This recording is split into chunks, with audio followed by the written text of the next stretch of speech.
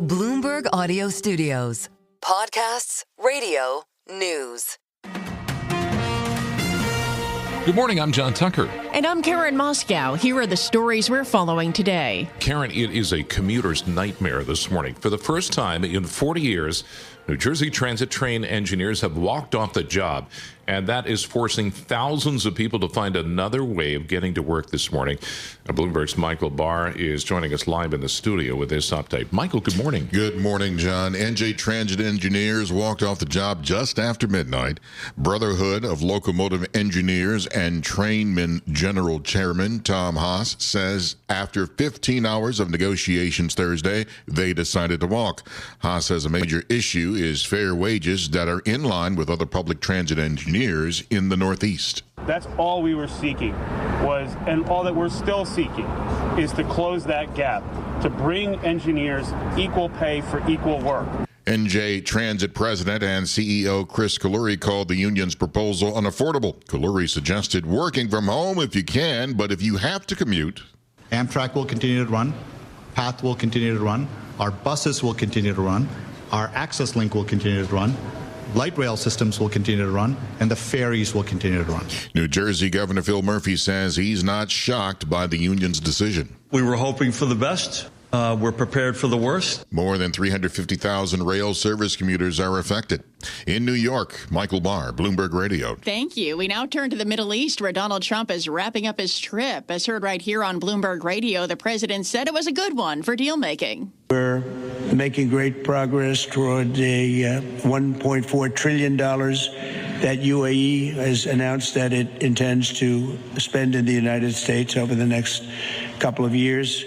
Yesterday, the two countries also agreed to create a path for UAE to buy some of the world's most advanced AI semiconductors from American companies, a very big contract.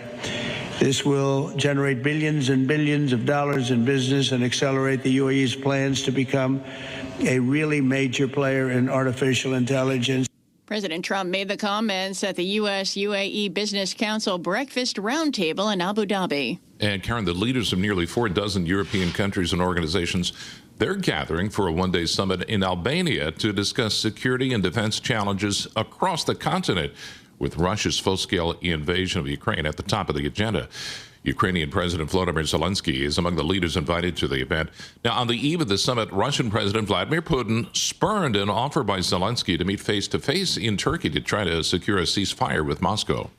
I think that the Kremlin leader should show his leadership. If he's ready for negotiations, let's meet. We can't really run around the world looking for him. Ukrainian President Volodymyr Zelenskiy speaking through an interpreter. Secretary of State Marco Rubio says the likelihood of progress in ending the war is low without a meeting between Putin and President Trump. John, back here in the U.S., Republican House members are still hammering out details for Trump's tax bill and how to pay for it. There are several sticking points, including the state and local tax deduction. Bloomberg's Amy Morris has the latest from Washington. Ways and Means Committee Chair Jason Smith says lawmakers should accept the $30,000 limit on SALT deductions, calling it fair.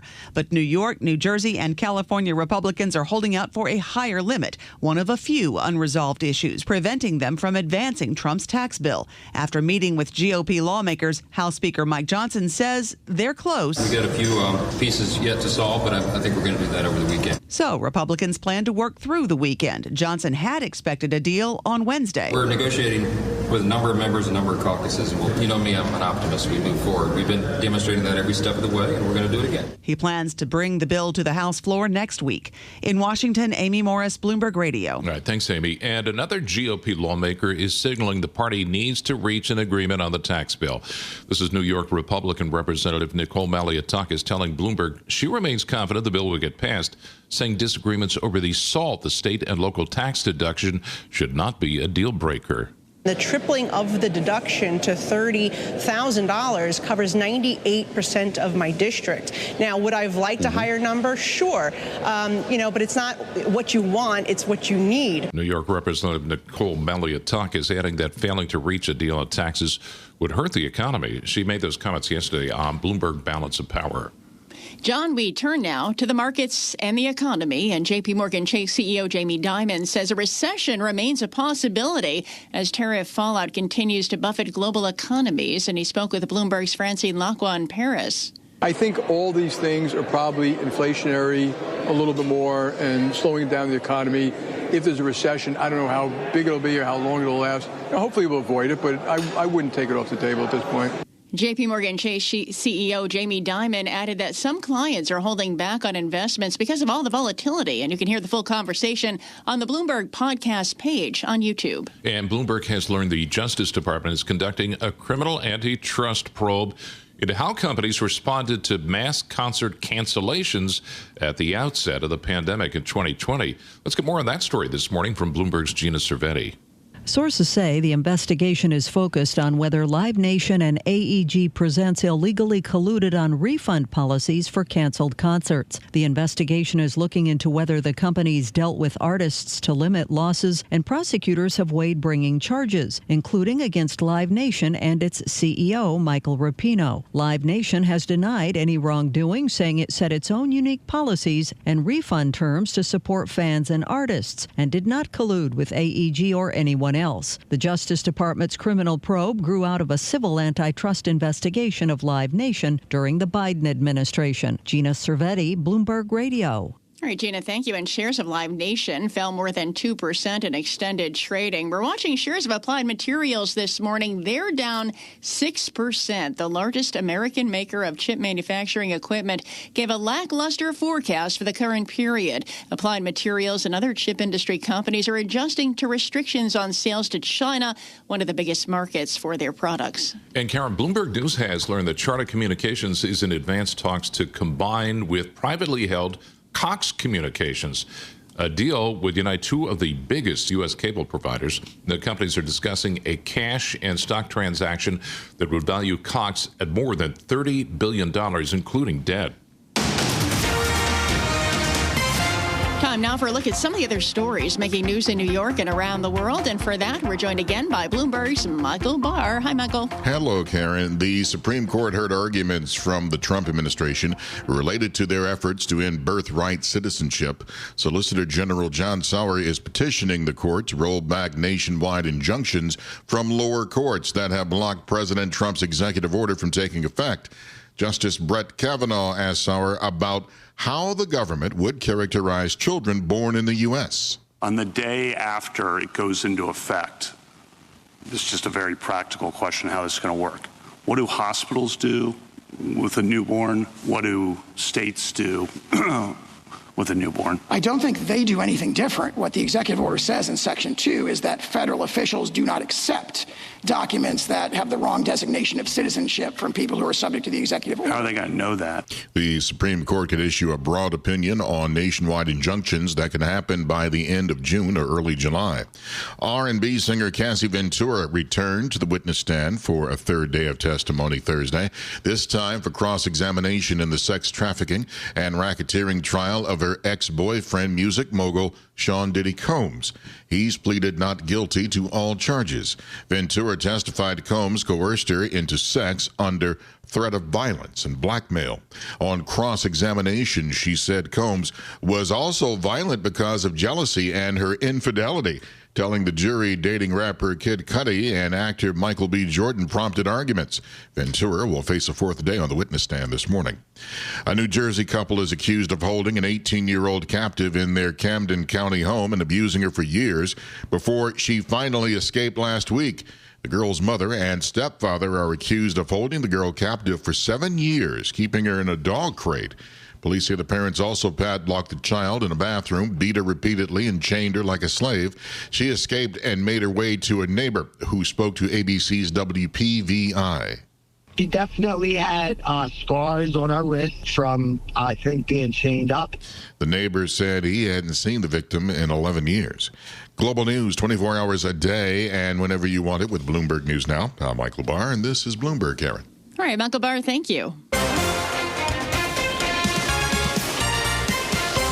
Time Time now for the Bloomberg Sports Update. Here's John Stashower. John, good morning. Good morning, Karen. It's a big sports night in New York. The Subway Series in the Bronx. The Knicks and Celtics at the Garden, where the Knicks have not clinched a series victory since 1999. Once again, Boston's three-point shooting could prove to be the key. Close to 50% in their 2 wins. In the 3 losses, the Celtics have missed a total of more than 100 threes. If the Knicks win, they're in the conference finals for the first time in 25 years and get ready to play Indiana. If they lose, it's Game 7 back in Boston on Monday. In Denver, the Nuggets beat Oklahoma City 119-107. That series going to a Game 7 Sunday at OKC.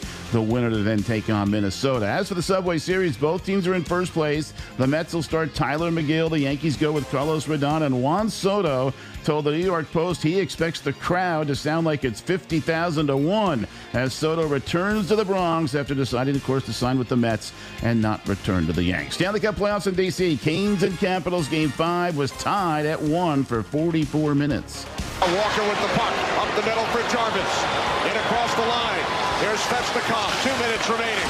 Svechnikov for Tofago. He scores!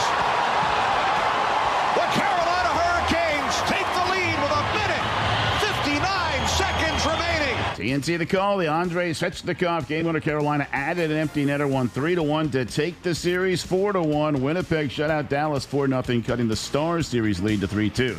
Bunch of relative unknowns atop the leaderboard after the opening round of the PGA Championship in Charlotte, including Jonathan Vegas, the 40-year-old from Venezuela. Finished the day with 3 birdies, shot a 7 under 64, leads by 2 over Australian Cam Davis and American Ryan Gerard.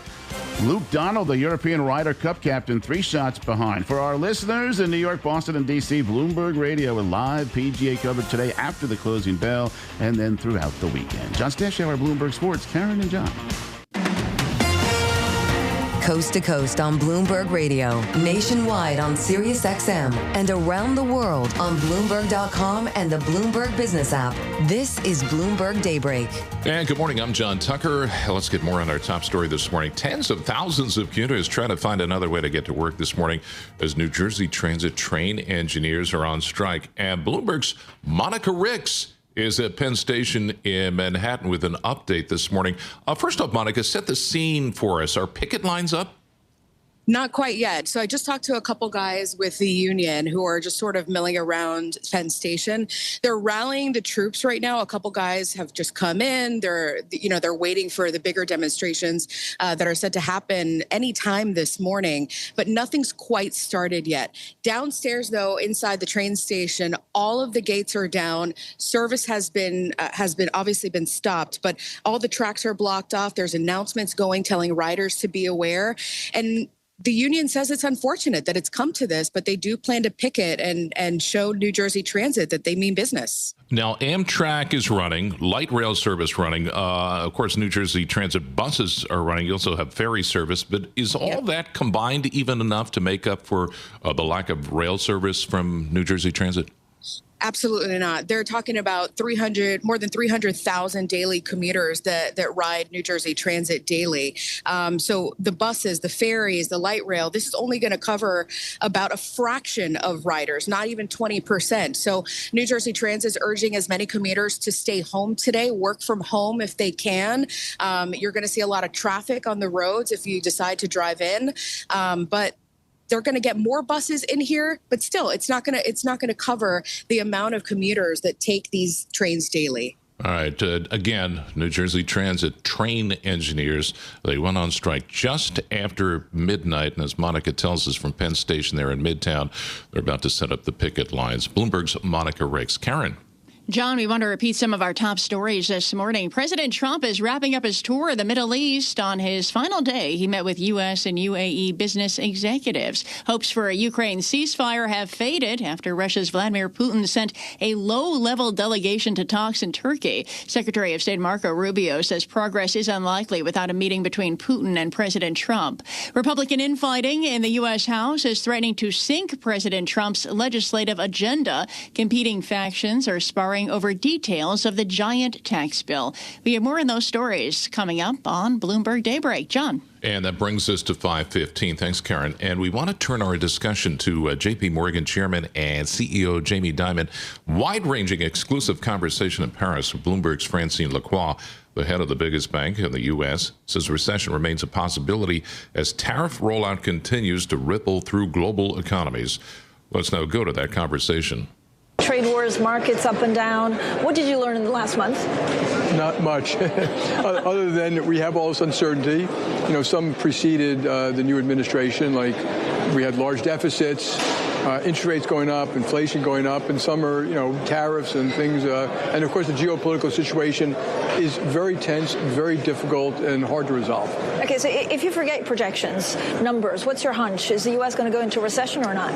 Look, I'm going to defer to economists who give it about a 50% chance. I think all these things are probably inflationary a little bit more and slowing down the economy. If there's a recession, I don't know how big it'll be or how long it'll last. Hopefully we'll avoid it, but I wouldn't take it off the table at this point. If you look at, you know, the trade war and then the somewhat reconciliation between the U.S. and China, does it hold? I think it's the right thing to do is to back off of some of that stuff, you know, to have an engaging conversation. I'm grateful they did the U.S.-UK deal. You know, it's an agreement in principle, so, you know, there's a lot of uncertainty still, and there's a lot of uncertainty still in the China thing, but at least we started. It obviously calms down the markets. That's not the reason to do it, but the markets, you know, do vote and something like that, and so you'll still have uncertainty to resolve. There's 90-day triggers in a lot of these things, and hopefully they will be resolved. But they're complex. I don't expect immediate resolution, you know, to the satisfaction of everybody in 90 days. But do you expect markets to settle from here because we have a little bit more of a blueprint, or could volatility pick back up at any second? You know, markets are quite unpredictable. I think there's a lot of uncertainty out there that you can't discount. You know, war in Ukraine, terrorism in the Middle East, you know, Iran, you know, huge deficits, our tax bill, which I would like to see a good tax bill pass. You know, the tariffs, the reaction of countries to tariffs. The EU and the UK are about to negotiate, and I think they have a chance to actually develop a great relationship, you know, partially making up for, you know, the disaster that Brexit became. And so, yeah, those are uncertainties. You can't eliminate them because you want to. But what are your biggest clients saying about this market volatility? Have they made money on the back of it? Yeah, some do and some don't, and you know, volatility could be good or bad depending on, you know, who's facing it. So, but I would expect continued volatility. I think it's a mistake to think we can go through all the things we're going through and the volatility itself will calm down. Has it been good for J.P. Morgan? What's your, you know, trading revenue looking like? Yes, because when there's volatility, this is a very simplistic way to look at it. Spreads gap out and traders make more money if there's more volume. So we had both this time, more volatility, more volume. But very often when you have a lot of volatility and spreads gap out, there's much less volume. So you've seen examples where there's good volatility and there's bad volatility. This one happened to be good. The next go around may not be so good.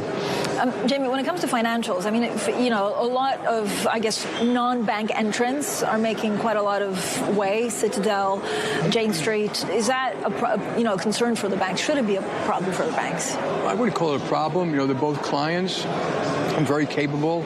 You know, but I've always had the view there are a lot of competitors out there, and, you know, all the major banks are back. I think that's a good thing for the world. You know, maybe not so much for J.P. Morgan.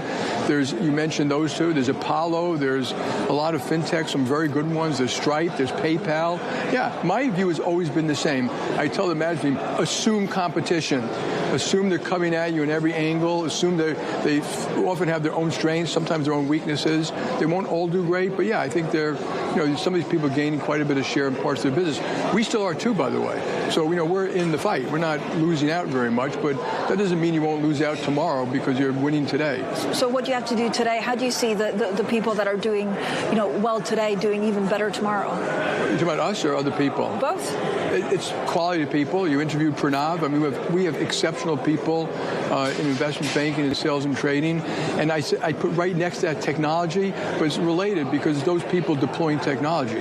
So there are thousands of technology projects, and then there are, you know, hundreds of AI projects, all of which are meant to do a better job for customers, consumer, research, how we deliver things to people. And if you don't move, you know, you're going to be left behind. I mean, I remind you, could be a country or a company. You do not have a divine right to success. We mentioned this management learning thing that I did. You can see it on YouTube and all that. But I point out to people, look at Nokia, BlackBerry, Sears, Kmart, Bear Stearns, Lehman. I can chapter up the verse of failed companies, usually because they're complacent, arrogant. They think they're, on the top of the world, and they're not. There are competitors coming everywhere, and you should assume that's going to be true. Do you see competitors coming for the U.S.? Yeah. Where? Europe? Oh, you're talking about the countries? The countries, yeah. I think Keir Starmer, Merz, and Macron. I think Macron is one of the best political leaders on the planet today, okay? I think Keir Starmer is smart, devoted. They're saying the right things public and privately.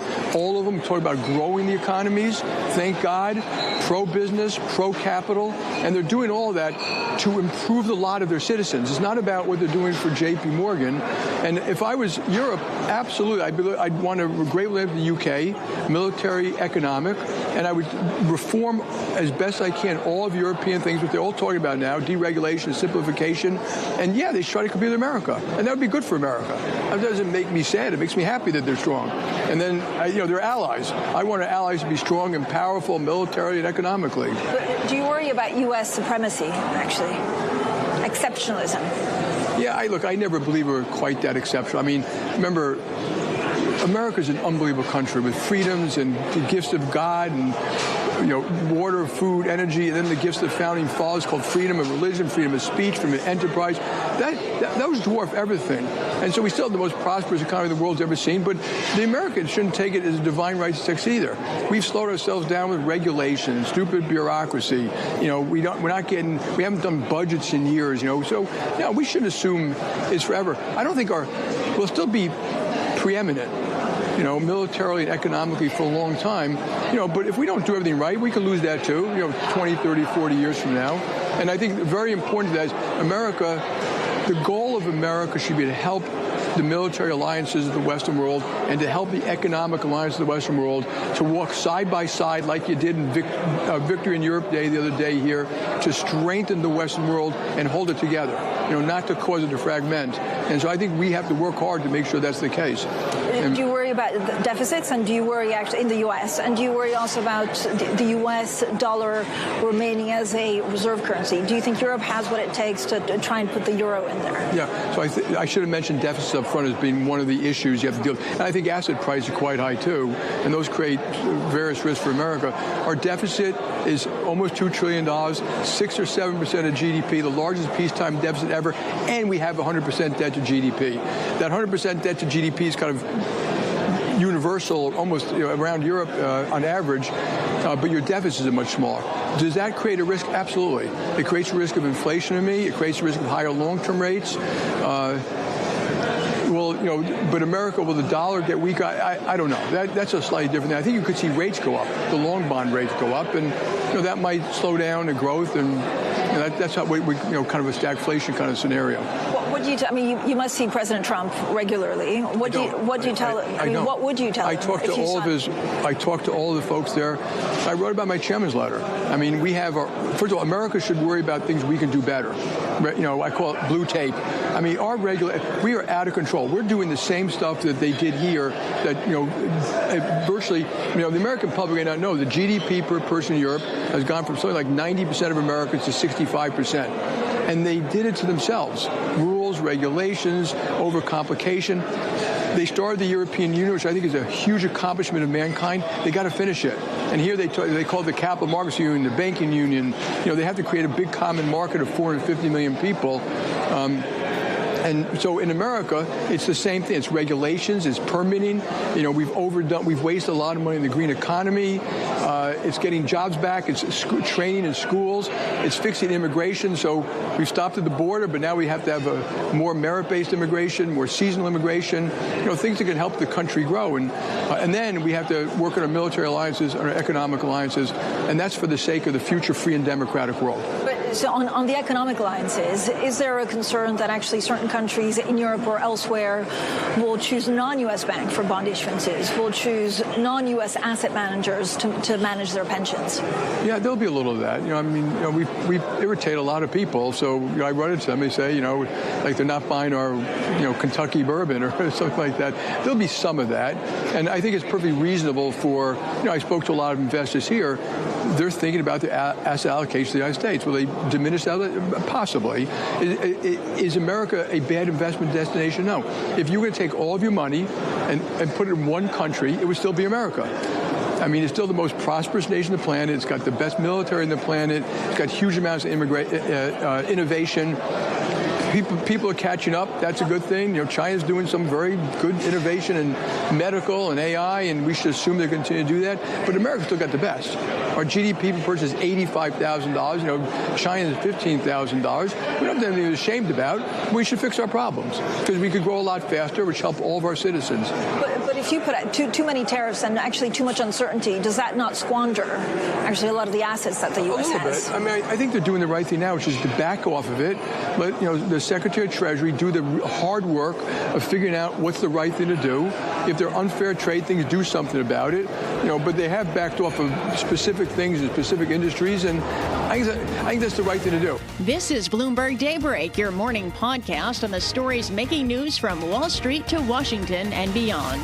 Look for us on your podcast feed by 6 a.m. Eastern each morning on Apple, Spotify, or anywhere else you listen. You can also listen live each morning starting at 5 a.m. Wall Street time on Bloomberg 1130 in New York, Bloomberg 99.1 in Washington, Bloomberg 92.9 in Boston, and nationwide on Sirius XM Channel 121. Plus, listen coast to coast on the Bloomberg Business app, now with Apple CarPlay and Android Auto interfaces. And don't forget to subscribe to Bloomberg News Now.